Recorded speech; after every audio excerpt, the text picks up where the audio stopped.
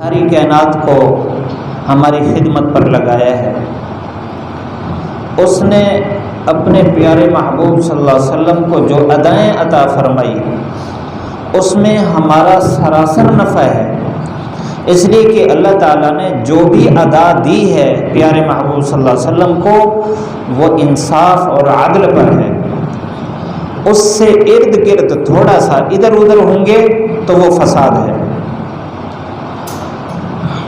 اگر سارے مسلمان پوری امت 100% حضور صلی اللہ علیہ وسلم والی زندگی اختیار کر لیں تو کم از کم مسلمانوں کے معاشرے میں جھگڑا ختم، فساد ختم، شر ختم، ہر قسم کی پریشانیاں ختم ہو جائیں گی، کیونکہ تاریخ نے ایسا زمانہ دیکھا ہے کہ پورے معاشرے میں 100% حضور صلی اللہ علیہ وسلم کے طریقے جاری ہو گئے۔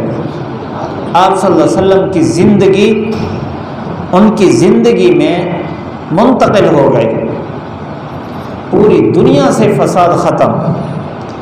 ایک عورت زیورات کے ساتھ اگر کسی دور دراز علاقے میں سفر کرتی تو اس کی عزت بھی محفوظ تھی اور اس کا مال بھی محفوظ تھا۔ سر پر مال لے کر شہروں کے شہر کراس کر کے لوگ جاتے اعلان کرتے ہوئے کہ کوئی مستحق ہے زکوٰۃ کا، تو موصل سے لے کر بغداد تک کوئی زکوٰۃ کا مستحق نظر نہیں آیا۔ اتنا امن، تالے لگانے کی ضرورت نہیں، دکان بند کرنے کی ضرورت نہیں، ایسا امن دیکھا ہے۔ یہ اس وقت جب ساری زندگی ہر مسلمان کی حضور صلی اللہ علیہ وسلم کے طریقے کے مطابق ہو گئی ہے۔ اللہ تعالیٰ نے کیونکہ آپ صلی اللہ علیہ وسلم کو دائمی دین دیا ہے تو جو ادائیں آپ صلی اللہ علیہ وسلم کی اداؤں سے گزر کر امت کے پاس آئی ہیں اس میں اتنی قوت ہے کہ وہ ہزارہ سال گزر جانے کے باوجود بھی وہی اثر رکھتی ہیں جو حضور صلی اللہ علیہ وسلم کی اداؤں سے گزر کر اثر رکھتی تھی۔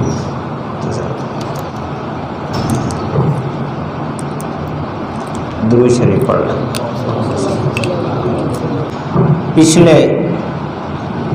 پچھلی دفعہ جو کورس کیا تھا، 2 کورس ہمارے گزرے ہیں متصل مسنون شادی کے عنوان سے، کیونکہ معاشرت کی ابتدا وہ انسان کی اس وقت کی زندگی سے ہوتی ہے جب وہ با اختیار ہوتا ہے، اور انسان با اختیار زندگی گزارتا ہے جب اس کی شادی ہو۔ پہلے والدین کے ماتحت رہتا ہے، اس کا اختیار ایک فرد کے ساتھ یعنی اس کی بیوی کے ساتھ جو شروع ہوتا ہے وہ شادی سے شروع ہوتا ہے۔ تو گویا انسانی اختیار کے بعد معاشرتی زندگی کی ابتدا شادی ہے۔ اس وجہ سے ہم نے شادی کا مسنون طریقہ بیان کیا۔ اس کے 2 حصے تھے، دونوں حصے الحمدللہ شے ہو کر بھی آ گئے۔ درمیان میں رمضان کی وجہ سے چھٹی تھی، اب اللہ تعالیٰ نے پھر توفیق عطا فرمائی۔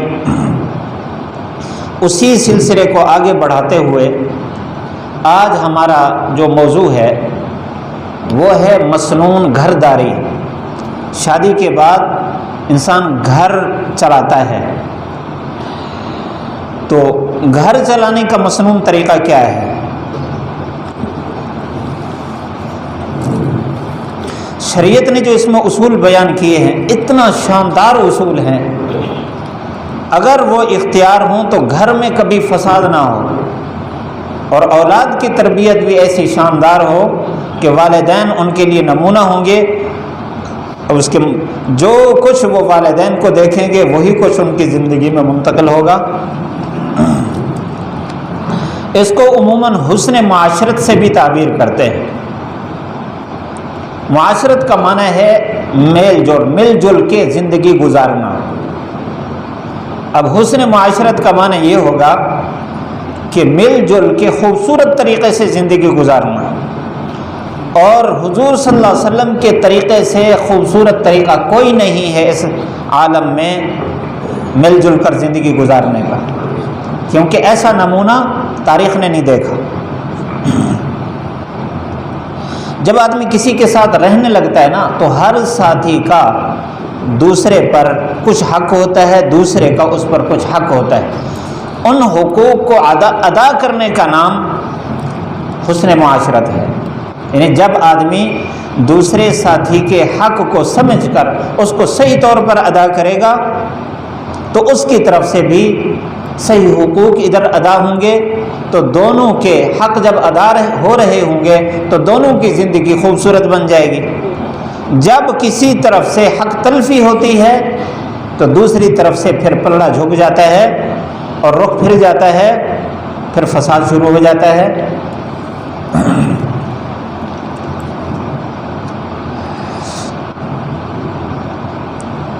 ہمارے ہاں تقریباً عام طور پر یہ جذبہ ہوتا ہے ہمارے معاشرے میں کہ میرے اس بندے پر جو حق ہیں وہ مجھے وصول کرنے ہیں، میرے ذمے جو حقوق ہیں اس کی طرف میری توجہ نہیں ہے، دوسرے کے ذمے جو میرا حق ہے وہ کیوں نہیں ادا کر رہا، مجھے کیوں نہیں مل رہا۔ ہمیں اس کی فکر اور اسی کی کوشش رہتی ہے کہ میں اپنے حق وصول کروں۔ ہونا تو یہ چاہیے کہ آدمی کو اس بات کی فکر ہو کہ میرے ذمے جو دوسروں کے حقوق ہیں میں وہ صحیح طور پر ادا کر سکوں، تاکہ قیامت کے دن مجھ سے نہ پوچھا جائے یا میری وجہ سے میرے ساتھی کو تکلیف نہ ہو۔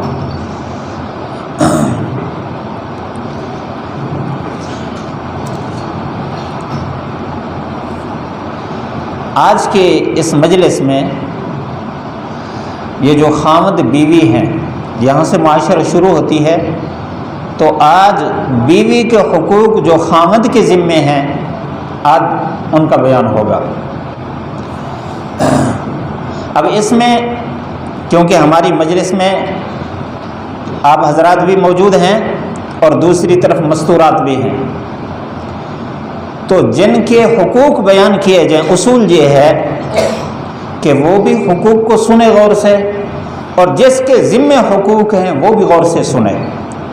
جس کے ذمے حقوق ہیں وہ تو اس نیت سے سنے تاکہ مجھے حقوق معلوم ہو جائیں، میں صحیح طور پر ادا کر سکوں، اور جس کے حقوق ہوں وہ اس نیت سے نہ سنے کہ میں یہ حقوق وصول کروں، کیونکہ یہ بھی ایک فساد کی بنیاد ہے، بلکہ اس نیت سے سنے کہ میرے ساتھی کے ذمے جو میرے حقوق ہیں میں ان حقوق کی ادائیگی میں اپنے ساتھی کی معاملت کر سکوں، اور اپنے ماتحت اولاد ہے یا بھائی بہن ہیں میں ان کو ان حقوق ان فرائض کی تعلیم اور تربیت دے سکوں، اس نیت سے سنیں تو انشاءاللہ اسے حسن معاشرت ہو۔ آج کی مجلس ہماری بیوی کے حقوق جو خاوند کے ذمے ہیں، انشاءاللہ اگلی مجلس میں پھر خاوند کے حقوق جو بیوی کے ذمے ہیں وہ بیان ہوں گے۔ باقی رہی یہ بات آپ کہیں کہ مردوں کا حق تو پہلے ہے تو مردوں کے حقوق پہلے بیان کرنے چاہیے، عورتوں کا درجہ بعد میں ہے ان کو بعد میں بیان کرنا چاہیے، تو اس میں قرآن مجید کی اتباع کی جا رہی ہے۔ قرآن مجید میں حقوق بیان کرتے ہوئے پہلے عورتوں کے حقوق ادا کرنے کی قرآن نے ترغیب دی ہے۔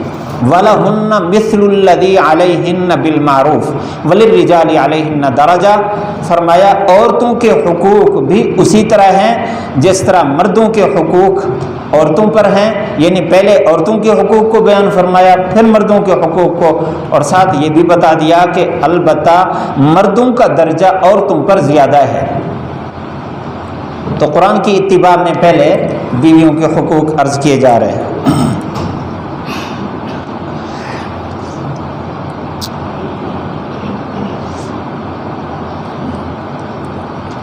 مفسرین نے ایک عجیب بات لکھی ہے اس آیت کے تحت کہ اللہ تعالیٰ نے اس لیے بھی عورتوں کے حقوق پہلے بیان فرمائے مردوں کو اس بات کی تعلیم دینے کے لیے کہ عورت تو صنف نازک ہے، مرد کو اللہ تعالیٰ نے صلاحیتیں زیادہ دیں تو مردوں کو عورتوں کے حقوق ادا کرنے میں سبقت کرنی چاہیے۔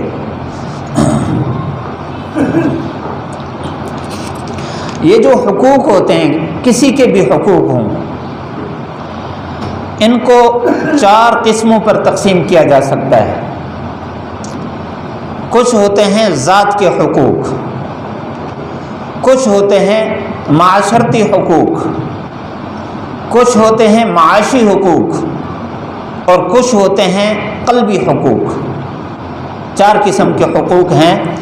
اللہ تعالیٰ نے اور پیارے محبوب صلی اللہ علیہ وسلم نے جب بھی کسی کے حقوق بیان فرمائے تو 4 قسمیں بیان فرمائی ہیں۔ تو آج بھی ان 4 قسموں پر بات ہوگی انشاءاللہ۔ سب سے پہلے ذاتی حقوق ہیں۔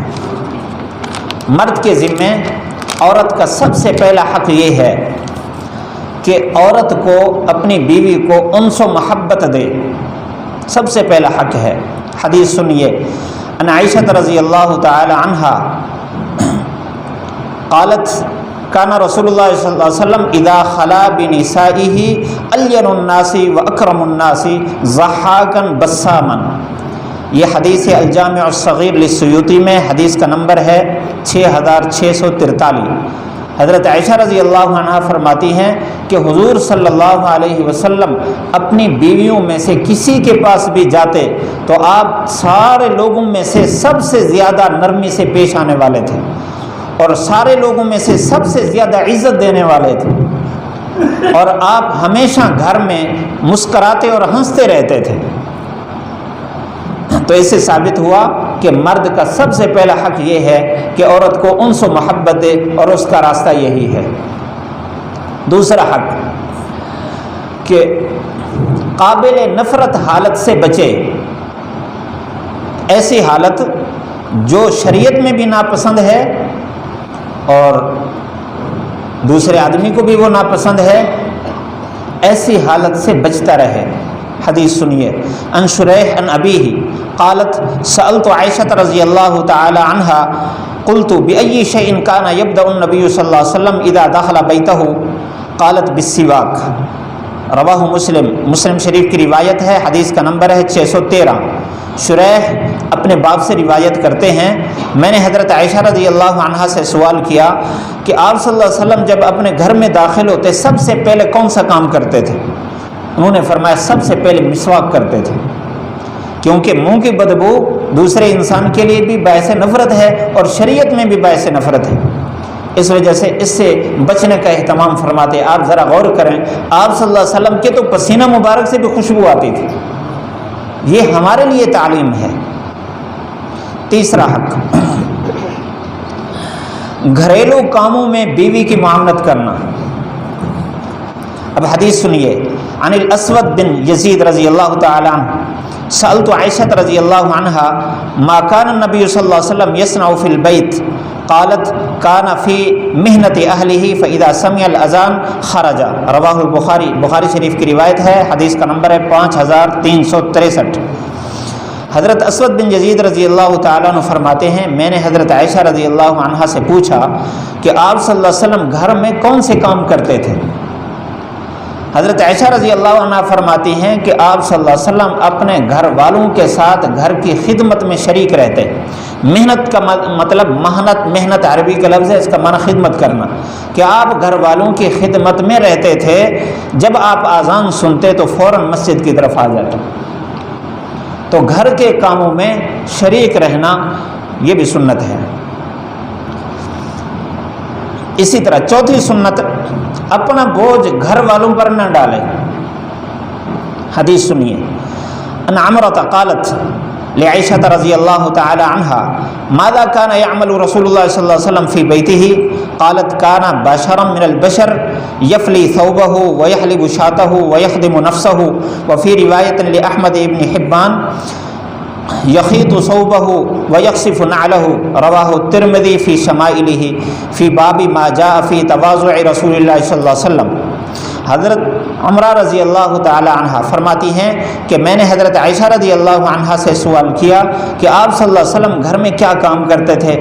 فرماتی ہیں کہ آپ بھی دوسرے آدمیوں کی طرح ایک آدمی تھے، آپ اپنے کپڑوں کو بھی صاف کرتے تھے۔ ویسے یفلی کا معنی ہے کپڑے سے جوئیں صاف کرنا۔ آپ کیونکہ لوگوں میں رہتے تھے، آپ صلی اللہ علیہ وسلم کے جسم پر کپڑوں پر تو مکھی بھی نہیں بیٹھتی تھی۔ تو دوسرے کی کوئی آ جائے یا ویسے کپڑے کو کہیں سے دیکھ لینا کہ کوئی ایسی چیز لگی ہو، یہ کام آپ خود کرتے تھے۔ وَيَحْلِبُ شَاةَهُ، آپ اپنی بکری خود دھوتے تھے۔ وَيَخْدِمُ نَفْسَهُ، اپنا کام خود کرتے تھے۔ اور ایک روایت میں ہے یخیط ثوبہ، اپنا کپڑا خود سیتے تھے۔ ویخصف نعلہ، اپنا جوتا خود گانٹتے تھے۔ ترمذی شریف کی روایت ہے۔ محدثین فرماتے ہیں کہ اس حدیث میں اور سنتیں بھی ظاہر ہو رہی ہیں۔ اس سے یہ بھی ثابت ہو رہا ہے کہ بیوی کے ذمے وہ کام لگائے جو واقعی بیوی کی ذمہ داری ہو۔ جو بیوی کی ذمہ داری نہ ہو وہ کام بیوی کے ذمے نہ لگائے۔ اگر خوشی سے وہ کر دے خدمت سمجھ کر تو اس کا اجر و ثواب انشاءاللہ اگلے مجلس میں بیان ہوگا۔ دوسرا، اپنی بیوی کے کاموں میں اس کا ہاتھ بٹانا، یہ بھی انسان کی عزت کی کمی کا ذریعہ نہیں ہے۔ آپ صلی اللہ علیہ وسلم سے بڑا کون ہوتا ہے عزت والا؟ اور اسی طرح تیسری سنت یہ بھی ثابت ہو رہی ہے کہ عورت کے ذمے وہ کام لگے جو اس کی طاقت میں ہو، جو اس کی ہمت اور طاقت میں نہ ہو وہ کام ذمے نہ لگے۔ پانچویں سنت، بیوی کا دل سے خیر خواہ ہو۔ حدیث سنیے، ان عبداللہ بن عمرو رضی اللہ تعالی عنہ قال قال رسول اللہ صلی اللہ علیہ وسلم خیارکم خیارکم لنسائہم، رواہ ابن ماجہ، حدیث کا نمبر ہے 1978۔ حضرت عبداللہ بن عمرو رضی اللہ عنہما فرماتے ہیں رسول اللہ صلی اللہ علیہ وسلم نے فرمایا تم میں سے سب سے بہتر آدمی وہ ہے جو اپنے گھر والوں کے ساتھ بہتر ہے، اپنے گھر والوں کا خیر خواہ ہے، تم میں سے سب سے زیادہ بہتر وہ ہے۔ چھٹی سنت، بیوی سے نرمی اور خوش اخلاقی سے پیش آنا۔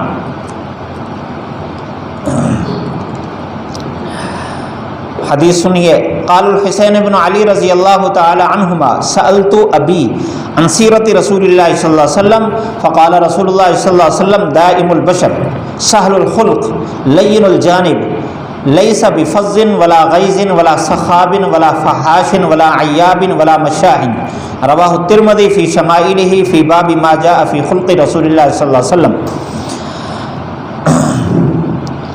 حضرت حسین بن علی رضی اللہ عنہما سے روایت ہے کہ میں نے اپنے ابا سے حضور صلی اللہ علیہ وسلم کی سیرت کے بارے میں سوال کیا کہ آپ کی عادات اور سیرت کیا تھی۔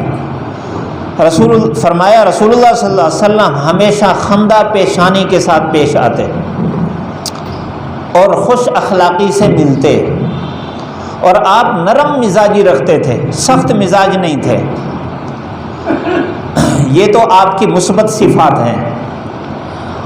عام طور پر ہمارے گھروں میں کیا معاملہ ہوتا ہے بیوی سے، اسی حدیث میں اگلے الفاظ اس کی نفی کر رہے ہیں، ہمیں بتا رہے ہیں ہمیں کیسے رہنا چاہیے۔ فرمایا لیس فی فظ، آپ سخت گفتگو نہیں کرتے تھے، ولا غیظ، نہ آپ سخت دل تھے، ولا سخاب، نہ چیخ چیخ کر بولتے تھے، ولا فحاش، نہ منہ سے کوئی غلط بات فحش بات آپ نکالتے تھے، ولا عیاب، نہ آپ عیب لگاتے تھے، ولا مشاہن، نہ ایسے چغل خوری کرتے تھے، بھائی ادھر کی بات ادھر کر دی ادھر کی بات ادھر کر دی، آپ ایسا نہیں کرتے تھے۔ تو جس گھر میں یہ باتیں نہ ہوں اور پہلے والی باتیں ہوں وہ گھر کیسا پرسکون ہوگا۔ ساتویں سنت، بیوی کے مزاج کو سمجھ کر اس کے ساتھ پیش آنا اور اس کے ناز کو بھی برداشت کرنا، کیونکہ اس عورت کا اس خامد کے ساتھ رشتہ اور تعلق ایسا گہرا ہے جو کسی کے ساتھ نہیں ہے، اور عورت کی طبیعت میں یہ ناز ہے۔ اس وجہ سے اگر خامد اس ناز کو برداشت نہیں کرے گا تو اور کس کے سامنے کرے گی وہ؟ تو سنت ہے اس کو برداشت کرنا۔ حدیث سنیے، ان عائشہ رضی اللہ تعالی عنہا قالت قال لی رسول اللہ صلی اللہ علیہ وسلم انی لاعلم اذا كنت عنی راضیۃ واذا كنت علی غضبا فقلت من این تعرف ذلك فقال فاذا كنت عنی راضیۃ فانک تقولین لا ورب محمد وَإِذَا كُنْتِ عَلَيَّ غَضْبًا فَقُلْتِ لَا وَرَبِّ إِبْرَاهِيمَ قَالَتْ قُلْتُ أَجَلْ وَاللَّهِ يَا رَسُولَ اللَّهِ مَا أَهْجُرُ إِلَّا اسْمُكَ، رواہ البخاری، بخاری شریف کی روایت ہے، حدیث کا نمبر 5228۔ حضرت عائشہ رضی اللہ عنہ فرماتی ہیں حضور صلی اللہ علیہ وسلم نے مجھے فرمایا کہ مجھے پتہ چل جاتا ہے جب تو مجھ سے خوش ہوتی ہے اور مجھے پتہ چل جاتا ہے جب تو مجھ سے ناراض ہوتی ہے۔ میں نے کہا اے اللہ کے رسول آپ کو کیسے پتہ چلتا ہے؟ آپ صلی اللہ علیہ وسلم نے فرمایا جب تو مجھ سے خوش ہوتی ہے تو کہتی ہے نہیں رب محمد کی قسم، اور جب تو مجھ سے ناراض ہوتی ہے تو کہتی ہے نہیں رب ابراہیم کی قسم، مجھے پتہ چل جاتا ہے کہ اب تو مجھ سے ناراض ہے۔ فرمایا میں نے عرض کیا اللہ کے رسول واقعی ایسا ہے، لیکن میں تو صرف آپ کا نام چھوڑتی ہوں، آپ کو تو نہیں چھوڑتی۔ ما احجر الا اسمک، یعنی ناراضگی میں بھی صرف نام کی تبدیلی ہے، ورنہ دوسرے انداز سے پتہ نہیں چلتا کہ آپ ناراض ہیں۔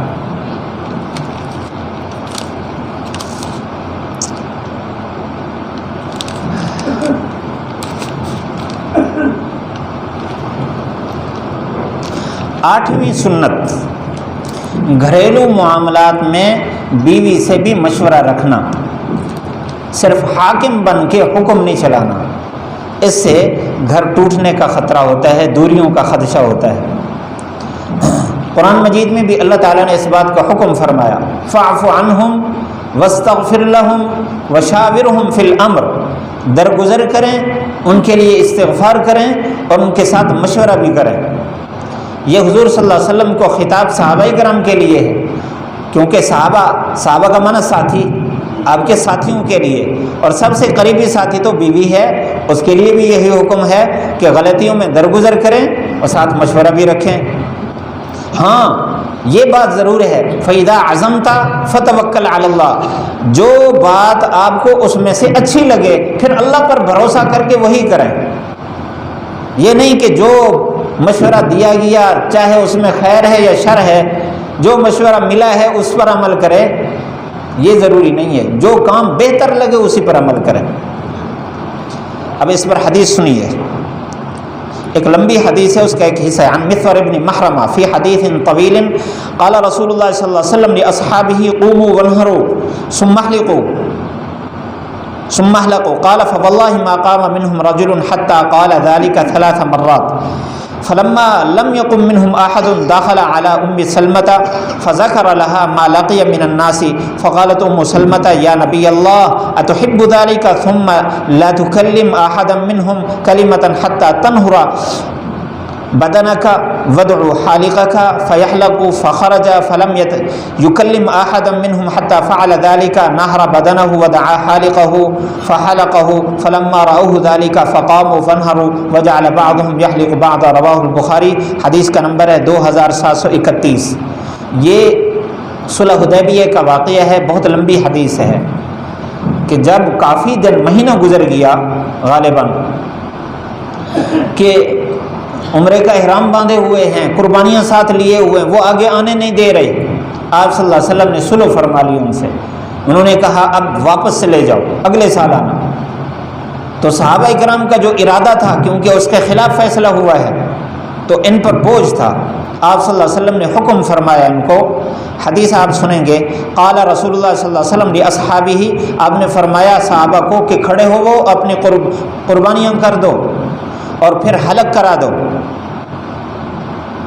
صحابی فرماتے ہیں کہ کوئی بھی نہیں کھڑا ہوا، یہاں تک کہ آپ نے 3 مرتبہ فرمایا، سارے سوچ میں پڑ گئے، کوئی بھی نہیں کھڑا ہوا۔ آپ صلی اللہ علیہ وسلم اپنی بیوی حضرت ام سلمہ رضی اللہ عنہا کے پاس گئے، ان کے سامنے یہ بات رکھی کہ ایسا ہو رہا ہے۔ انہوں نے فرمایا، ام سلمہ رضی اللہ عنہ، اے اللہ کے نبی، آپ پسند کرتے ہیں اس بات کو کہ آپ چلے جائیں، پھر آپ کسی سے بھی نہ بولیں، جا کر اپنی جو قربانی ہے وہ کر لیں اور پھر اپنے حلق کرانے والے کو بلا کر اپنے سر کا حلق کرا دیں۔ آپ صلی اللہ علیہ وسلم نے اپنی بیوی کے اس مشورے پر عمل کیا۔ آپ باہر نکلے، کسی سے بات نہیں فرمائی، جا کر نہر کیا، حلق کرایا۔ جب صحابہ کرام نے دیکھا تو سارے کے سارے اٹھ کھڑے ہوئے اور فوراً اپنی قربانیاں کرنے لگ گئے اور حلق کرایا اور پھر وہاں سے چل پڑے۔ تو آپ صلی اللہ علیہ وسلم نے اس مشکل مرحلے میں اپنی بیوی سے مشورہ کیا اور انہوں نے جو مشورہ دیا اس پر عمل کیا اور اس کا فائدہ بھی ہوا۔ تو اس سے ثابت ہوا کہ بیوی سے مشورہ کرنا عیب نہیں ہے، مردانگی کے خلاف نہیں ہے، تو مشورہ کرنا سنت ہے۔ 9ویں سنت یہ ہے کہ بیوی پر ہاتھ نہ اٹھائے۔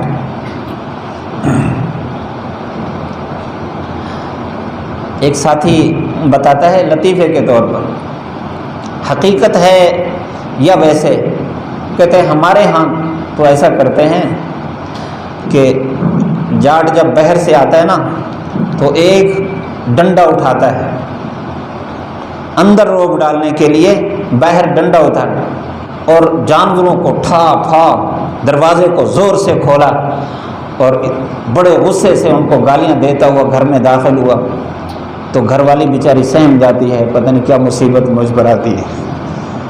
ادھر حدیث سنیے، ان یاس بن عبد اللہ بن ابی ذباب قال قال رسول اللہ صلی اللہ علیہ وسلم لا تضربوا اماء اللہ، فجاء عمر الى رسول اللہ صلی اللہ علیہ وسلم فقال زئرن النساء على ازواجهن فرخص رسول اللہ صلی اللہ علیہ وسلم في ضربهن فاطاف بآل رسول اللہ صلی اللہ علیہ وسلم نساء كثير يشكون ازواجهن فقال النبي صلی اللہ علیہ وسلم لقد طاف بآل محمد نساء كثير يشكون ازواجهن ليس اولئك بخياركم، رواه ابو داود، حدیث کا نمبر ہے 2146۔ حضرت ایاس بن عبداللہ رضی اللہ تعالیٰ عنہ سے روایت ہے، رسول اللہ صلی اللہ علیہ وسلم نے فرمایا کہ یہ بیویاں اللہ کی باندھیاں ہیں، ان کو نہ مارا کرو۔ حضرت عمر رضی اللہ تعالیٰ عنہ چند دن کے بعد آئے، عرض کہ اللہ کے رسول صلی اللہ علیہ وسلم عورتیں تو اپنے خامدوں پر جرت مند ہو گئی ہیں، جب سے آپ نے روکا کہ ان کی پٹائی نہ کرو یہ تو سر چڑھ رہی ہے۔ آپ صلی اللہ علیہ وسلم نے ان کی پٹائی کے بارے میں رخصت دے دی، ٹھیک ہے، تو فرمایا کہ عورتیں، کثیر عورتیں حضور صلی اللہ علیہ وسلم کے گھر آپ کی بیویوں کے پاس آنا شروع ہو گئیں، یہ تو بہت مار رہے ہیں۔ آپ صلی اللہ علیہ وسلم نے باہر خطبہ دیا، اس میں فرمایا کہ محمد صلی اللہ علیہ وسلم کے گھر والوں کے پاس بہت زیادہ عورتیں آ رہی ہیں اور اپنے خامدوں کی شکایتیں لے کر آ رہی ہیں، تم میں سے ایسا کرنے والے اچھے نہیں ہیں، یعنی اپنی بیویوں کو مارنے والے اچھے نہیں ہیں۔ تو اس سے ثابت ہوا بیویوں کو نہیں مارنا چاہیے۔ دوسری روایت، خود آپ صلی اللہ علیہ وسلم کا فعل، ان عائشہ رضی اللہ تعالی عنہا قالت ما ضرب رسول اللہ صلی اللہ علیہ وسلم خادما ولا امرأة ولا ضرب بیدہ شیئا، رواہ ابن ماجہ، حدیث کا نمبر 1984 ہے۔ حضرت عائشہ رضی اللہ عنہ فرماتے ہیں آپ صلی اللہ علیہ وسلم نے کبھی نہ کسی خادم کو مارا نہ کبھی بیوی کو مارا، اپنے ہاتھ سے کسی چیز کو بھی نہیں مارا ساری زندگی۔ البتہ یہاں ایک بات عرض کر دوں، اگر بیوی نافرمان ہو اور اس حد تک پہنچ جائے کہ اس کے علاوہ وہ سیدھی نہیں ہوتی، تو قرآن مجید نے اس کی اجازت دی ہے، اس کا ترتیب ضرور بتائی ہے، فاعظوہن، سمجھاؤ، واہجروہن فی المضاجع، ناراضگی کا اظہار کرو، اور اگر نہیں تو پھر فرمایا وضربوہن۔ لیکن اس کی تفصیل انشاءاللہ مردوں کے حقوق کے حوالے سے آئے گی، صرف اس بات کو لے کر بھی قرآن کا حکم ایسا نہیں کرنا، آپ صلی اللہ علیہ وسلم کا جو فعل ہے اس پر عمل کرنا ہے۔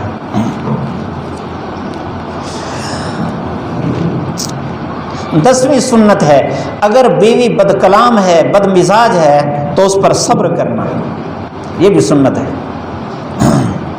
حدیث سنیے، ان عبداللہ بن عباس رضی اللہ عنہما قال فی روایت الطویلہ یکفرن العشیرہ ویکفرن الاحسان ولو احسنت الی احداہن الدہر ثم رأت منک شیئا قالت ما رأیت منک خیرا قط، رواہ البخاری، حدیث کا نمبر 5197۔ حضرت عبداللہ بن عباس رضی اللہ تعالیٰ عنہ فرماتے ہیں، ایک لمبی روایت ہے جس میں فرمایا کہ عام طور پر عورتیں خامدوں کی ناشکری رہتی ہیں اور احسان بھی ناشکری کرتی ہیں۔ فرمایا اگر آپ ان میں سے کسی پر ایک زمانہ تک احسان کرتے رہیں، پھر کسی وقت وہ آپ کے اندر کوئی کمی دیکھیں گی تو یہ کہے گی کہ میں نے تو کبھی بھی تیرے پاس آ کر خیر دیکھی ہی نہیں۔ تو اس کا مقصد ہے کہ یہ عورت کی فطرت میں بات ہے، تو اس پر صبر کرنا ہے۔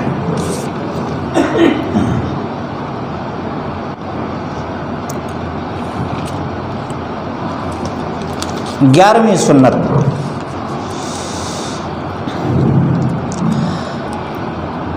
عورت سے ہم کلامی میں عزت اور محبت کے الفاظ استعمال کرنا، یعنی ایسی حالت میں بھی محبت کے الفاظ استعمال کرنا اور اس کو ایسے خطابات دینا جس سے اس کی عزت بڑھے اور اس کا دل خوش ہو۔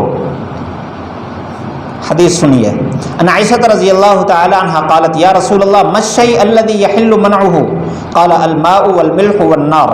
قالت قلت یا رسول اللہ هذا الملح قد عرفناه فما بال هذا الماء قد عرفناه فما بال الملح والنار فما بال الملح والنار؟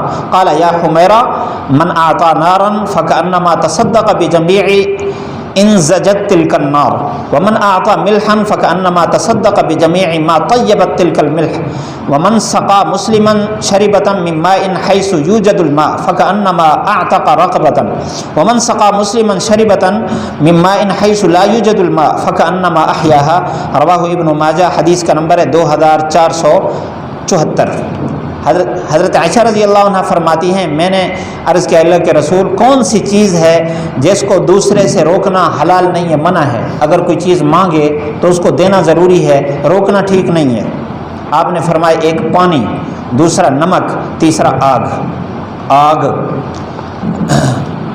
کہتی ہیں میں نے کہا یا رسول اللہ اس پانی کو تو ہم جانتے ہیں، کوئی پانی مانگے تو دینا چاہیے، تو یہ نمک اور آگ کا کیا مسئلہ ہے؟ آپ صلی اللہ علیہ وسلم نے فرمایا یا حمیرہ، آپ نے عائشہ نہیں فرمایا، یا حمیرہ فرمایا۔ تو اسی سے استدلال کیا محدثین نے کہ عورت کے ساتھ ہم کلامی میں عزت دینا، اس کو خوش کرنا، ایسا لفظ اس کے لیے استعمال کرنا۔ فرمایا من اعطا نارن، جو آدمی کسی کو آگ دیتا ہے تو آگ سے جتنی چیزیں پکتی ہیں گویا کہ اس آگ دینے والے نے ساری وہ صدقہ کی ہے، پکئی دوسرے نے ہے، آگ دینے پر گویا کہ سب کچھ صدقہ ہوا۔ اور فرمایا جس آدمی نے نمک دیا تو نمک سے جو چیز بھی ذائقہ اچھا کیا کسی نمک کے ساتھ تو گویا کہ اس نے سارا کچھ صدقہ کیا ہے۔ جس نے کسی مسلمان کو ایک گھونٹ پانی پلایا ایسی جگہ جہاں پانی موجود ہے تو گویا اس نے ایک غلام آزاد کیا، اور جس نے کسی مسلمان کو ایک گھونٹ پانی کا پلایا ایسی جگہ جہاں پانی نہیں مل رہا گویا کہ اس نے ایک مردہ کو زندہ کیا ہے۔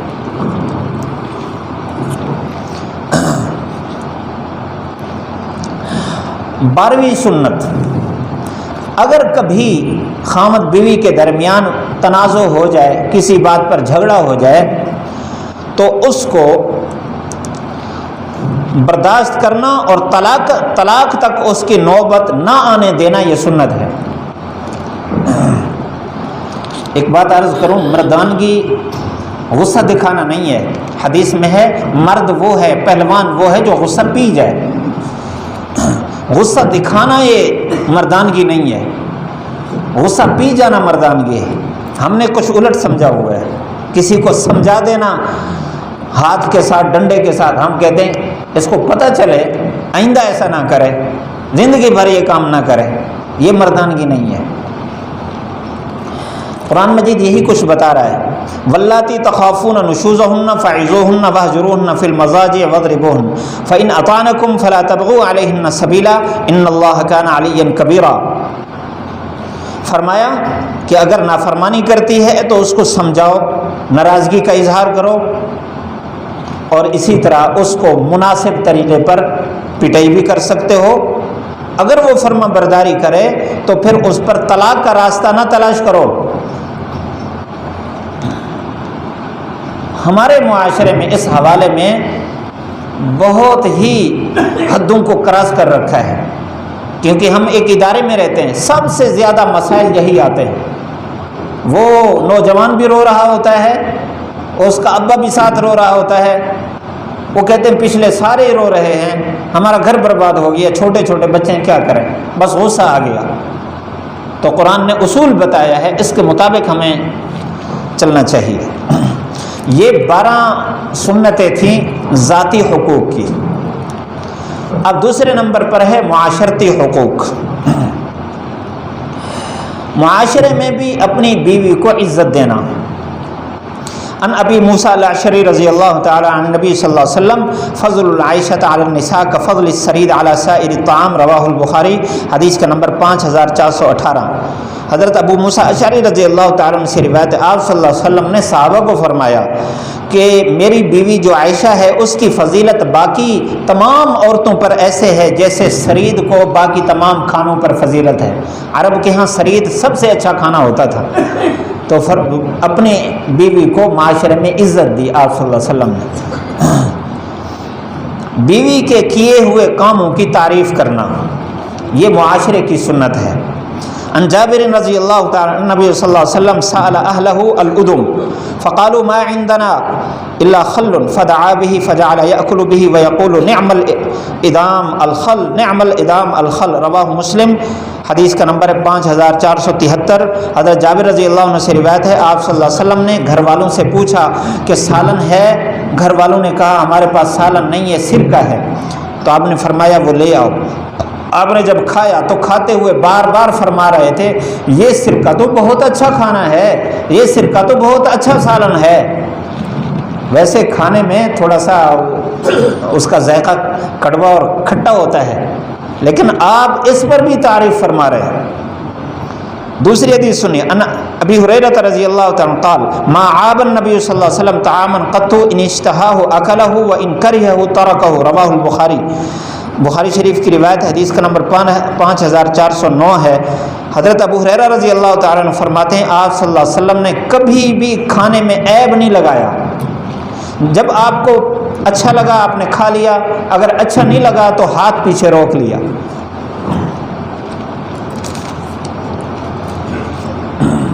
رمضان سے پہلے اسلام اخبار میں خبر لگی ہوئی تھی کہ ایک نوجوان نے گھر میں سالن میں مرچیں زیادہ ڈالنے پر بیوی کو قتل کر ڈالا۔ اسلام اخبار میں خبر تھی۔ معاشرے میں ایسے واقعات۔ اپنے عدمی موجودگی میں بیوی کو اپنے نائب کی حیثیت دینا یہ بھی معاشرتی ایک اس کا حق ہے، سنت ہے۔ عن ابن عمر رضی اللہ تعالی عنہ نبی صلی اللہ علیہ وسلم قال کلکم راع وکلکم مسئول عن رعیته والامیر راع والرجل راع على اہل بیته والامرأة راعیة على بیت زوجها وولده وکلکم راع وکلکم مسئول عن رعیته، رواہ البخاری، حدیث کا نمبر 5200۔ حضرت ابن عمر رضی اللہ عنہ آپ صلی اللہ علیہ وسلم سے روایت کرتے ہیں، آپ نے فرمایا تم میں سے ہر ایک ذمہ دار ہے، تم میں سے ہر ایک سے ان کے ماتحتوں کے بارے میں سوال ہوگا۔ امیر ذمہ دار ہے اور مرد اپنے گھر والوں پر ذمہ دار ہے، اور بیوی اپنے گھر اپنے زوج کے گھر میں وہ ذمہ دار ہے اپنے گھر کے اپنے زوج کے مال اور اس کی اولاد کے حوالے سے۔ اور فرمایا تم سارے کے سارے ذمہ دار ہو، تم میں سے ہر ایک کے بارے میں اپنے ماتحتوں کے بارے میں سوال ہوگا۔ اس سے استدلال کے عورت کو بھی اپنے گھر کا ذمہ دار قرار دیا ہے۔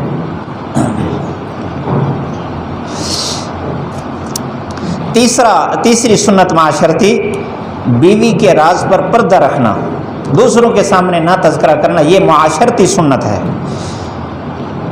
قرآن مجید میں ہن لباس لکم وانتم لباس لہن، کہ وہ عورتیں تمہارا لباس ہیں اور تم ان کا لباس ہو۔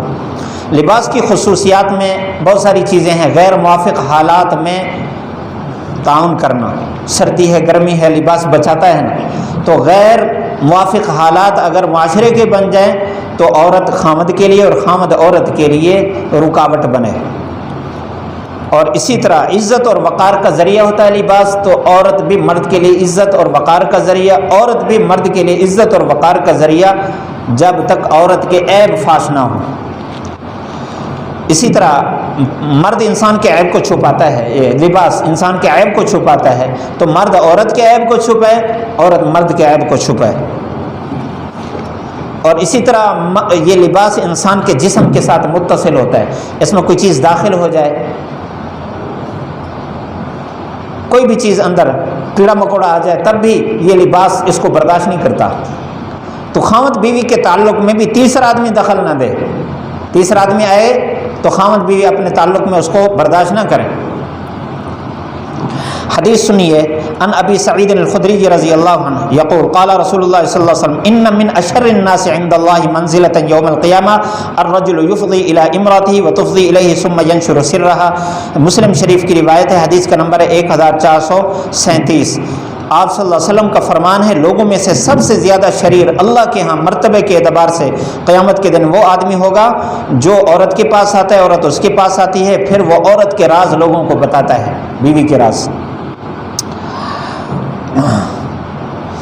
عورت کا چھٹا حق اور چھٹی سنت معاشرتی یہ ہے کہ کبھی کبھی تفریحی مقامات پر بھی عورت کو، بیوی کو لے جانا سنت ہے بشرط پردہ۔ اب حدیث سنیے، بے حیائی کے مقامات نہ ہوں۔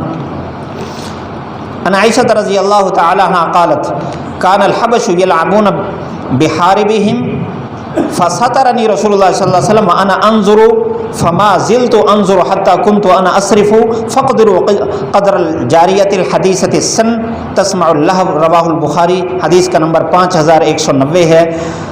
حضرت عائشہ رضی اللہ عنہ فرماتی ہیں کہ حبشی مجاہدین وہ اپنے کرتب دکھا رہے تھے تو آپ صلی اللہ علیہ وسلم نے مجھے چھپا لیا، میں دیکھتی رہی مسلسل یہاں تک کہ جب میں تھک گئی پھری، اور آپ اندازہ لگائیں کہ میں ایک نوجوان عورت تھی تو وہ آپ اندازہ لگائیں کتنی دیر دیکھ سکتی ہے۔ آپ صلی اللہ علیہ وسلم نے پھر بھی برداشت فرمایا۔ انا عائشہ رضی، اب ایسے ثابت ہوا کہ آپ نے پردے میں ان کو رکھا، پردے سے دکھایا، بے پردگی جائز نہیں ہے۔ اور ان عائشہ رضی اللہ تعالی عنہ قالت سبقنی النبی صلی اللہ علیہ وسلم فسبقته، رواہ ابن ماجہ، حدیث کا نمبر 1979۔ حضرت عائشہ رضی اللہ عنہ فرماتی ہیں کہ حضور صلی اللہ علیہ وسلم نے میرے ساتھ دوڑ میں مقابلہ لگایا اور میں آپ سے آگے بڑھ گئی۔ یہ خلوت کی بات ہے، تو یہ بھی بیوی کا حق ہے۔ 8ویں سنت ہے بیوی کو اس کی سہیلیوں کے ساتھ تعلق کی اجازت دے رکھنا، روکنا نہیں ہے، یہ بیوی کا معاشرتی حق ہے۔ حدیث سنیے، ان عائشہ رضی اللہ عنہ قالت كنت العب بالبنات وانا عند رسول اللہ صلی اللہ علیہ وسلم فكان يسرب الي صواحباتي يلاعبني، رواہ ابن ماجہ، حدیث کا نمبر 1982، کہ میں گڑیوں کے ساتھ کھیلتی تھی۔ یہ گڑیاں بغیر تصویر والی جو بچیاں بناتی ہیں کپڑے کے ساتھ، وہ والی گڑیاں مراد ہیں۔ جو پلاسٹک کی بنی ہوتی ہیں جس کا ناک سر پوری شکل ہوتی ہے وہ جائز نہیں ہے، وہ حرام ہے۔ جس گھر میں ایسی گڑیاں موجود ہو، چاہے وہ گڑیا ہو، چاہے وہ گھوڑا ہو، گدھا ہو، کسی جانور کی شکل ہو، وہ ہرگز جائز نہیں ہے، اس گھر میں فرشتے نہیں آتے، خیال رکھنا۔ تو فرمایا کہ میں گڑیوں کے ساتھ کھیلتی تھی جب میں آپ صلی اللہ علیہ وسلم کے پاس آئی، اور میری سہیلیاں تھیں، آپ صلی اللہ علیہ وسلم سہیلیوں کو میرے پاس آنے دیتے تھے، میں ان کے ساتھ کھیلتی رہتی تھی۔ اور 8واں حق یہ ہے کہ بیوی کے والدین کو بھی عزت احترام دینا، یہ بھی معاشرتی حق ہے بیوی کا۔ قرآن مجید میں ہے هو الذی خلق من الماء بشرا فجعله نسبا وصہرا، سورۃ فرقان آیت نمبر 54 میں، کہ وہ اللہ جس نے انسان کو پانی سے پیدا کیا، پھر اس کے 2 رشتے بنائے، ایک نسبی رشتہ ہے اور ایک سسرالی رشتہ ہے۔ اللہ تعالیٰ نے نسبی اور سسرالی رشتے کو، نسبی رشتہ والدین ہیں، سسرالی رشتہ ساس سسر ہے، تو دونوں کو اکٹھے بیان فرمایا۔ علماء فرماتے ہیں کہ اس سے ثابت ہوتا ہے جو نسبی رشتے کے حقوق ہیں وہی یہ سسرالی رشتے کے بھی حقوق ہیں۔ والدین کی جو عزت احترام ہے وہی عزت احترام ساس اور سسر کا بھی ہے۔ اور اس پر فتویٰ بھی ہے، دارالفتاء دارالعلوم دیوبند، فتویٰ نمبر 906، جلد نمبر 906۔ یہ تھے معاشرتی حقوق۔ تیسرے نمبر پر معاشی حقوق ہیں عورت کے۔ عورت کے معاشی حقوق 3 قسم کے ہیں۔ ایک حق مہر ہے جس کی تفصیل پیچھے آ چکی ہے، کتنا حق مہر ہے، کب دینا ہے۔ دوسرے نمبر پر خرچہ ہے، تیسرے نمبر پر رہائش ہے۔ حق مہر کے بارے میں بھی قرآن مجید نے حکم فرمایا وَآتُوا النِّسَاءَ صَدُقَاتِهِنَّ نِحْلَةً، کہ بیویوں کو خوشی سے مہر ادا کرو، تفصیل گزر چکی۔ دوسرے نمبر پر نان نفقہ یعنی روٹی خرچہ، قرآن مجید میں اس کا بھی حکم ہے لینفق ذو سعۃ من سعتہ ومن قدر علیہ رزقہ فلینفق مما آتاہ اللہ، سورۃ طلاق آیت نمبر 7 میں۔ اور آگے فرمایا لا یکلف اللہ نفسا الا ما آتاہا سیجعل اللہ بعد عسر یسرا۔ غور سے سنیں گے اس کا ترجمہ۔ فرمایا کہ وسعت والا اپنی وسعت کے مطابق بیوی پر خرچ کرے، ہاں جس پر رزق تنگ ہو، وہ غربت میں ہو، تو جو کچھ اللہ نے اس کو دیا ہے اس کے مطابق خرچ کرے، کیونکہ اللہ تعالیٰ کسی آدمی کو اس کی طاقت سے زیادہ تکلیف نہیں دیتا۔ ان قریب اللہ تعالیٰ اس مشکل کے بعد آسانی بھی پیدا کر دے گا۔ جو خرچ نہیں کرتا، بھائی میں تو فقیر ہوں، میں کیسے خرچ کروں، تو اللہ کا وعدہ نہیں ہے کہ اس کے لیے آسانی پیدا کرے۔ آسانی اس کے لیے ہے جو اپنی وسعت کے مطابق خرچ کرے۔ تیسرے نمبر پر رہائش ہے۔ اچھا، اس کی تفصیل یہ ہے خرچ کے بارے میں کہ اگر خاوند بھی مالدار ہے، وہ عورت بھی پچھلے خاندان سے مالدار حیثیت سے ہے، تو پھر مالداروں کا جو اس کے برابر کے مالدار ہیں، رواج میں جو وہ خرچہ دیتے ہیں، جس طرح کا کھانا دیتے ہیں اس طرح کا کھانا دینا لازم ہے۔ اور اگر غریب ہے تو اپنی وسعت کے مطابق اپنے جیسے جو معاشرے میں غربا ہیں وہ جس طرح خرچ کر رہے ہیں اسی طرح خرچ کریں، دیندار لوگ جو خرچ کر رہے ہیں اس کے مطابق۔ اور اگر اس کا درمیانہ ہے، خامد مالدار ہے، بیوی غریب ہے، یا بیوی مالدار ہے، خامد غریب ہے، تو پھر درمیانہ، نہ غریبوں والا اور نہ مالداروں والا، درمیانہ خرچہ جاری کرے۔ رہائش کے بارے میں قرآن مجید نے حکم فرمایا اسکنوہن من حیث سکنتم، جس طرح کے مکانوں میں تم رہتے ہو اسی طرح کے مکانوں میں بیویوں کو رکھو۔ حیث سکنتم من وجدکم، اپنی حیثیت کے مطابق، سورۃ طلاق آیت نمبر 6۔ حدیث میں ہے ان حکیم ابن معاویہ القشیری ان ابیہ قال قلت یا رسول اللہ ما حق الزوجۃ احدنا علیہ قال ان تطعمها اذا طعمت وتكسوها اذا اكتسيت او اكتسبت ولا تضرب الوجه ولا تقبح ولا تهجر الا في البيت، رواہ ابو داود، حدیث کا نمبر ہے 2142۔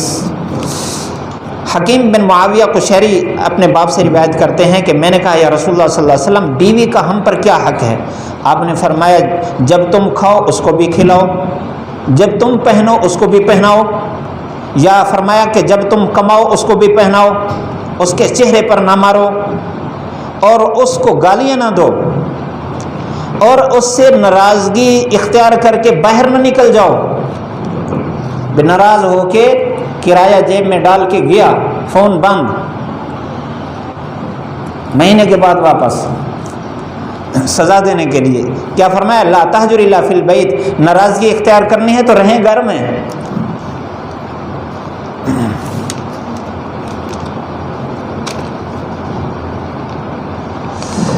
ویسے درمیانہ خرچ اختیار کرنا اپنی وسعت کے مطابق، اس کی برکات بڑی ہیں۔ حدیث شریف میں ہے ان عبداللہ بن عمرو رضی اللہ الاقتصاد فی النفقۃ نصف المعیشہ، اخرجہ الطبرانی فی المعجم الاوسط، حدیث کا نمبر ہے 6744۔ فرمایا کہ خرچ میں میانہ روی اختیار کرنا یہ آدھی معیشت ہے، درمیانہ۔ ہمارے ہاں ایک معاشرے میں ایک بات چل رہی ہے، میں عرض کر دوں، خصوصاً کپڑوں کے بارے میں، کہ ہم نے دوسرے کو دیکھ کر کپڑے پہننے ہیں، چاہے ہماری حیثیت ہو یا نہ ہو۔ اب ایک خاندان ایسا ہے جس کی ایک دکان ہے، اور دوسرا 7 محلے میں وہ لوگ رہتے ہیں جن کے 10 مربے ہیں، اور اس کی نوکری ہے، 5 لاکھ اس کی آمدنی ہے۔ یہ عورت کہتی ہے کہ اس کے ایسے کپڑے ہیں اور میرے کپڑے یہ ہیں، میں کیسے ان کے سامنے جاؤں؟ ایک دوسری نحوست یہ ہے کہ جو ایک کپڑا ایک دفعہ پہن لیا ایک مجلس میں، دوبارہ پہننا عیب ہے، دوسرے دن بھی شادی ہے نا، اس کے لیے نیا جوڑا ہوگا۔ یہ بہت بڑی مصیبت ہے ہمارے معاشرے میں، اس کو ختم کرنا چاہیے۔ آپ صلی اللہ علیہ وسلم کا فرمان ہے الاقتصاد فی النفقۃ نصف المعیشۃ، گھر اس لیے تنگ ہو رہے ہیں، قرضے اٹھائے جا رہے ہیں، زمینیں بک رہی ہیں، اور پتہ نہیں دکانیں بک رہی ہیں، کیا کچھ ہو رہا ہے انہیں کپڑوں کے پیچھے۔ فرمایا کہ اپنی آمدنی کے مطابق درمیانہ روی اختیار کریں، تو آپ کی آدھی آمدنی یہی ہے، آدھی آمدنی آپ کمانے سے حاصل کریں۔ اچھا، بیوی پر جائز خرچ کرنا یہ صدقہ ہے. کہیں یہ نہ سمجھ لیں بھئی دیکھو روک دیا گیا اس طرح خرچ کرنے سے. حدیث شریف میں ہے ان ابی مسعود الانصاری عن النبی صلی اللہ علیہ وسلم قال اذا انفق المسلم نفقة على اهله وهو يحتسبها كانت له صدقة. رواہ البخاری. حدیث کا نمبر 5351. حضرت ابو مسعود انصاری رضی اللہ تعالیٰ عنہ آپ صلی اللہ علیہ وسلم سے روایت کرتے ہیں کہ جب مسلمان اپنے گھر والی پر خرچ کرے اور وہ ثواب کی نیت سے خرچ کرے تو یہ اس کے حق میں صدقہ ہے، صدقہ لکھا جاتا ہے. اب آخری حقوق قلبی، یعنی دلی طور پر اس کو دل کو پاک بھی رکھنا ہے، دل کو مطمئن بھی رکھنا ہے. قلبی حقوق دو طرح ہیں، روحانی پاکیزگی، ذہنی سکون. یہ بیوی کا حق ہے. روحانی پاکیزگی کا مطلب ہے کہ اس کی تربیت کر کے اس کو دیندار بنانا، اس سے روح پاک ہوگی. قرآن مجید میں ہے یا ایھا الذین آمنوا قوا انفسکم واہلیکم نارا، کہ خود بھی آگ سے بچو، گھر والوں کو بھی آگ سے بچاؤ. دوسری جگہ ہے وَأْمُرْ أَهْلَكَ بِالصَّلَاةِ وَاصْطَبِرْ عَلَيْهَا لَا نَسْأَلُكَ رِزْقًا نَحْنُ نَرْزُقُكَ وَالْعَاقِبَةُ لِلتَّقْوَىٰ. اپنے گھر والوں کو نماز کا حکم کرو اور اس پر صبر کرو اگر ادھر سے کوئی الٹا جواب آتا ہے. ہم آپ سے رزق کا سوال نہیں کرتے، رزق ہمارے ذمے ہے، اچھا انجام متقی کے لیے. حدیث سنیے ان ابی ہریرہ رضی اللہ تعالی عنہ قال قال رسول اللہ صلی اللہ علیہ وسلم رحم اللہ رجلا قام من الليل فصلى وايقظ امراته فان ابت نازح في وجهها الماء رحم الله امراه قامت من الليل فصلت وايقظت زوجها فان ابى نازحت في الماء. رواه ابو داود. حدیث کا نمبر 1308 ہے. یعنی فرائض کے علاوہ نوافل میں بھی، مستحب کاموں میں بھی بیوی کی تربیت کرنا یہ بیوی کا حق ہے. حضرت ابو ہریرہ رضی اللہ تعالیٰ عنہ سے روایت ہے رسول اللہ صلی اللہ علیہ وسلم نے فرمایا، دعا فرمائی اللہ تعالیٰ رحم کرے اس آدمی پر جو رات کو تہجد کے لیے کھڑا ہو پھر اپنے بیوی کو بھی جگائے، اگر وہ نہ جاگے تو اس کے چہرے پر پانی ڈال دے.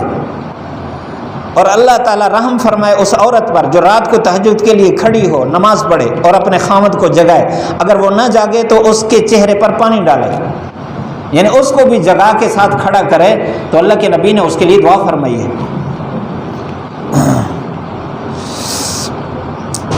ایک تیسری روایت اسی حوالے سے ان نواس بن سمعان قال قال رسول اللہ صلی اللہ علیہ وسلم لا طاعت لمخلوق فی معصیۃ الخالق. مشکاۃ المصابیح. حدیث کا نمبر 3696 ہے. آپ صلی اللہ علیہ وسلم نے فرمایا مخلوق کی ہرگز اطاعت نہ کرو ایسے کام میں جس میں اللہ کی نافرمانی ہو رہی ہو، اس میں بیوی کی اتباع نہیں کرنی. یہ تو ہیں روحانی پاکیزگی.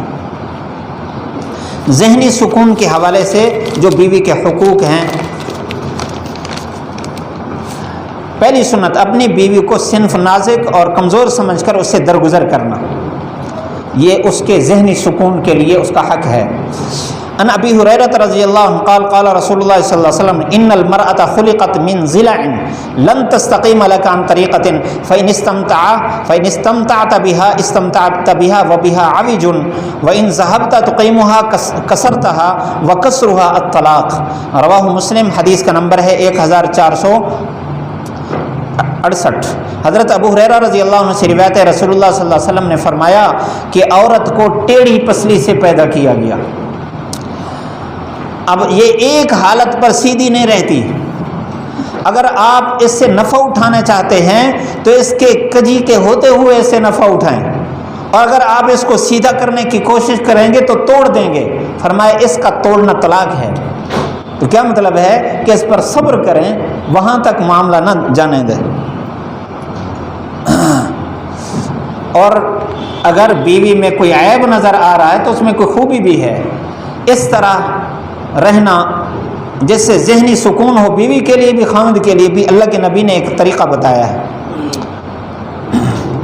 ان ابی ہریرہ رضی اللہ عنہ قال قال رسول اللہ صلی اللہ علیہ وسلم لا يفرق مؤمن مؤمنة ان کرہ منها خلقا رضی منها آخر او قال غیرہ. رواہ مسلم. حدیث کا نمبر 1469. آپ صلی اللہ علیہ وسلم نے فرمایا کہ کوئی مرد کسی عورت سے بغض نہ رکھے، اگر اس کی کوئی عادت اس کو ناپسند ہے تو دوسری عادت پسند بھی ہوگی، یعنی اس پر نظر رکھے. اور قرآن مجید میں بھی حکم ہے وعاشروہن بالمعروف، عورتوں کے ساتھ حسن سلوک رکھو، اگر تم اس کو ناپسند سمجھتے ہو فعسیٰ ان تکرہوا شیئا ویجعل اللہ فیہ خیرا کثیرا، اگر اس میں کوئی چیز آپ کو ناپسند ہے تو ممکن ہے اللہ نے اس میں خیر کثیر رکھی ہو۔ خیر کثیر کا مطلب یہ ہے کہ شاید اللہ تعالیٰ اس سے کوئی اچھائی پیدا فرما دیں، مثلا خدمت کرنے لگ جائے، ہمدردی اس کے اندر ہو، یا نیک صالح اولاد کا ذریعہ بن جائے۔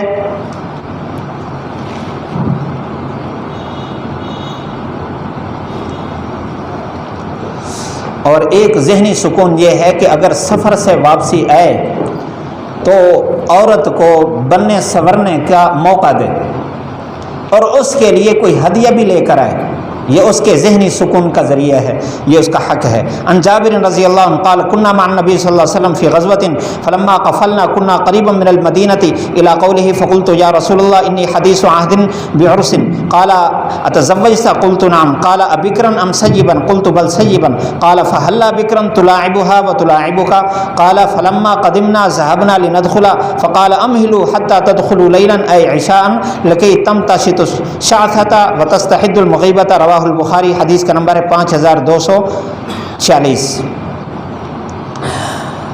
ترجمہ یہ ہے، حضرت جابر رضی اللہ تعالیٰ عنہ فرماتے ہیں کہ ایک غزوہ میں ہم تھے، جب ہم واپس آئے مدینہ کے قریب پہنچے تو ایک لمبی حدیث ہے، آگے فرمایا یا رسول اللہ میری نئی نئی شادی ہوئی ہے۔ آپ نے فرمایا شادی کر لی؟ میں نے کہا جی ہاں۔ آپ نے فرمایا کنواری عورت سے یا کوئی بیوہ پہلے شادی شدہ تھی؟ میں نے کہا نہیں، پہلے سے شادی شدہ تھی، وہاں سے جدائی ہونے کے بعد۔ آپ نے فرمایا کہ آپ نے کنواری لڑکی سے کیوں نہیں شادی کی؟ وہ آپ سے کھیلتی، آپ اس سے کھیلتے۔ جب ہم بالکل قریب آ گئے مدینہ کے تو ہم بھاگنے لگے گھر۔ آپ نے فرمایا ٹھہرو، دن کو ادھر ٹھہرو، ابھی خبر پہنچی ہے گھر میں، تاکہ وہ اپنے سر کو کنگھی کر لے اور اپنے آپ کو صاف ستھرا کر لے۔ اس حدیث سے علماء نے کئی سنتیں بیان فرمائی۔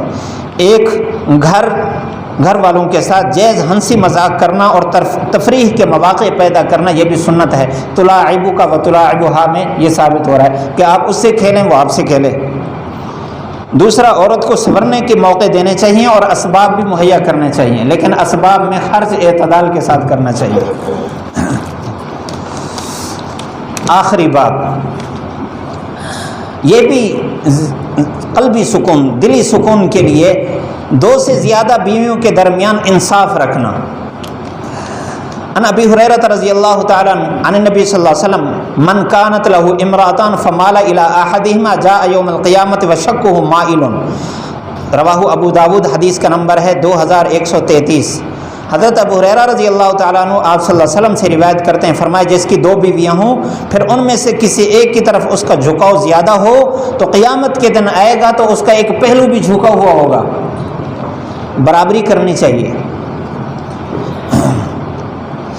عن عائشہ رضی اللہ تعالی عنہا قالت كان رسول اللہ صلی اللہ علیہ وسلم يقسم فيعدل ويقول اللهم قسمي فيما املك فلا تلمنی فیما تملک ولا املک، یعنی القلب، رواہ ابو داود 2134۔ حضرت عائشہ رضی اللہ عنہ فرماتی ہیں آپ صلی اللہ علیہ وسلم تقسیم فرماتے بیویوں کے درمیان اور انصاف کے ساتھ دیتے ہر چیز برابر، اور پھر اللہ تعالیٰ سے دعا کرتے یا اللہ یہ میری تقسیم ہے جس کا میں مالک ہوں، مجھے نہ ملامت کرنا اس میں جس کا تو مالک ہے میں مالک نہیں ہوں، یعنی دل کی محبت اگر کسی ایک کی طرف زیادہ ہے تو وہ میرے بس میں نہیں ہے، وہ اس کا تو مالک ہے، باقی ظاہری اعمال میں میں نے برابری اختیار کر رکھی ہے۔ اب ایسی باقی ساری چیزوں میں برابری آسان ہے، ایک موقع پر سفر پر جانا ہے اور سیٹ بھی ایک ہے، بیویاں 2 ہیں، اب کس کو ساتھ لے جائے؟ حدیث سنیے۔ عن عائشہ رضی اللہ عنہ زوج النبی صلی اللہ علیہ وسلم قالت كان رسول اللہ صلی اللہ علیہ وسلم اذا اراد سفرا اقرا بین نسائه فایتهن خرج سحمها خرج بها معه وكان يقسم لكل امرأة منهن يومها وليلها غير ان سودة بن زمعة وهبت يومها لعائشة، رواه ابو داود، حدیث کا نمبر 2138۔ حضرت عائشہ رضی اللہ عنہ فرماتے ہیں حضور صلی اللہ علیہ وسلم جب سفر کا ارادہ فرماتے تو بیویوں کے درمیان قرعہ اندازی فرماتے ہیں، جس کا قرعہ نکل آتا اس کو اپنے ساتھ لے جاتے، اور آپ ہر بیوی کے درمیان ایک دن ایک رات کی تقسیم کر رکھی تھی، ایک دن بھی وہاں رہتے، ایک رات بھی، سوائے حضرت سودا بنت زمعہ رضی اللہ عنہ کے کہ انہوں نے اپنا حق حضرت عائشہ رضی اللہ عنہ کو دے دیا تھا، تو اس کا حصہ پھر آپ ادھر جاتے تھے۔